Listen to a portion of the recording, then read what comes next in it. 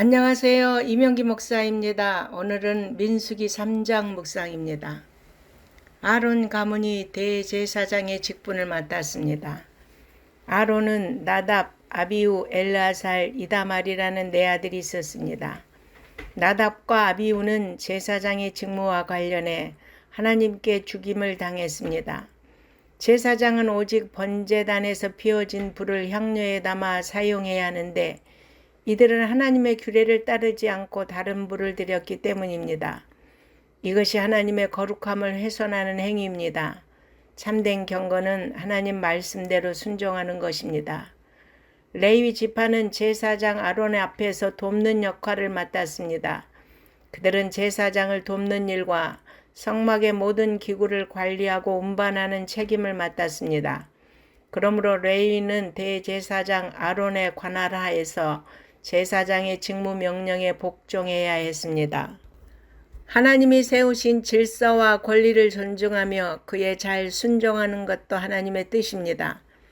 성도는 하나님이 세우신 질서와 권위에 순종해야 합니다. 레위인을 구별해서 성막에서 봉사하게 하신 것은 하나님의 전적인 선택입니다. 애굽에서 이스라엘의 모든 장자를 대신해 어린 양이 죽임을 당할 때 이스라엘의 모든 장자는 하나님의 소유가 되었습니다.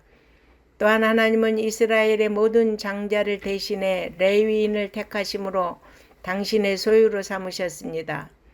우리 성도는 모두 하나님의 소유가 된 거룩하게 구별된 백성입니다. 예수님께서 유월절 어린 양이 되셔서 대속제물로 죽으셨기 때문입니다.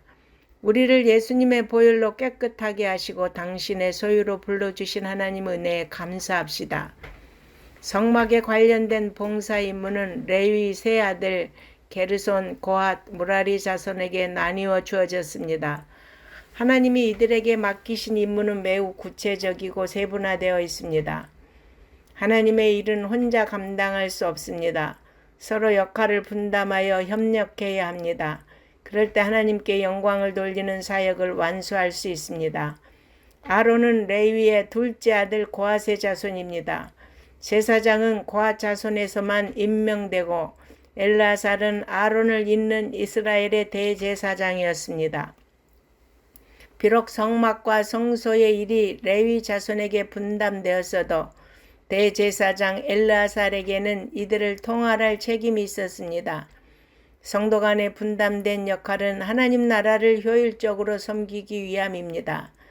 성도는 자신에게 맡겨진 역할이 무엇이든지 최선을 다해야 합니다. 하나님은 자신에게 맡겨진 역할에 최선을 다하는 자를 기뻐하십니다. 모세와 아론은 성막의 동쪽 해 뜨는 쪽에 진을 치고 이스라엘 모든 백성을 이끌었습니다. 이들의 역할은 이스라엘 모든 백성이 하나님 앞에서 거룩한 백성으로 살아가게 하는 것이었습니다. 이 시대의 교회 지도자들이 힘써야 할 부분도 성도들의 거룩함입니다. 하나님은 모세에게 이스라엘 자손 중 태어난 지 1개월 이상 된 모든 장자를 계수하라고 명하셨습니다. 그 까닭은 앞서 계수했던 레위인들을 그들 대신 하나님께 돌리게 하시려는 뜻이었습니다. 이스라엘의 모든 장자 대신 레위인을 소유로 삼으신 것입니다. 가축도 이스라엘 자손의 가축 가운데 처음 난 것 대신 레위인의 가축을 취하겠다고 하셨습니다. 이 모든 과정은 이스라엘이 하나님의 소유임을 깨닫게 하시기 위한 시청각 교육이었습니다. 하나님은 레위인들로 이스라엘의 장자들을 대속하실 것이고 레위인들의 숫자를 초과한 사람들에 대해서는 속전을 바치라고 명하셨습니다. 이스라엘의 장자는 모두 22,273명이고 레위 집안 남자는 22,000명이었습니다. 초과된 273명의 속전을 계산해 보니 성소의 세겔로 1365세겔이었습니다. 성경 곳곳에는 하나님이 자기 백성을 구속하실 것이라는 약속들로 가득합니다. 예수님의 십자가로 우리를 속량하셔서 자기 백성이 되게 하시겠다는 구속의 약속을 레위인들을 통한 대속으로 가르치신 것입니다. 하나님은 이 엄청난 값을 지불하고 우리를 사셨습니다. 이 놀라운 은혜를 입은 우리는 날마다 하나님께 감사와 찬송을 드리며 하나님이 기뻐하시는 삶을 살기 위해 최선을 다하는 성도들이 되어야 하겠습니다. 아멘.